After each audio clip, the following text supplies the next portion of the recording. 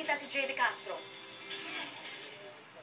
Nagtitiis na lang at nagsisiksikan ng pamilya Dunyes sa maliit na toldang ito dahil hanggang ngayon ay hindi pa rin sila makabalik sa bahay nila na hanggang hita pa rin ang baha sa barangay Ligetipa sa Taguig. At ang ikinatatakot nila ngayon, bukod sa paggulan, ay ang sakit tulad ng leptospirosis at alipunga dahil sa matagal na pagbabad sa baha.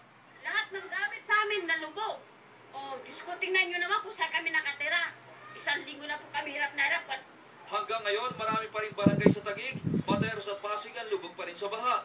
Ayon kay 1st District Representative Arnel Serapica, natagalan daw kasi ang pagbaba ng tubig dahil sa mga pumping station na wala nakapondong krudo na dapat daw sana'y palaging meron nakaimbak. Pero isang solusyon na nakikita ni Serapica para maibsan o tuluyan ng mawala ang problema sa baha. Gawing catch basin ang Laguna de Bay at dito na padaluin ang tubig baha. Parang yung isang badya na mataas yung sidings niya, yun yung road dike na tinatawag natin.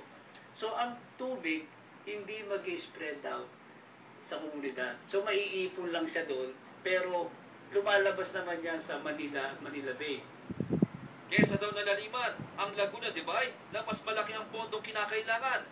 Magiging malaking tulong din daw ito sa transportasyon na magiging daan patungong Laguna.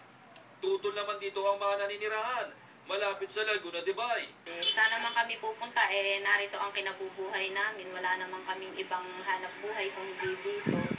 Maganda raw sana ang plano, pero sana lang daw ay isaalang-alang nila ang mga residenteng matagal nang namumuhay sa Laguna de Bay. Jade De Castro, News 5.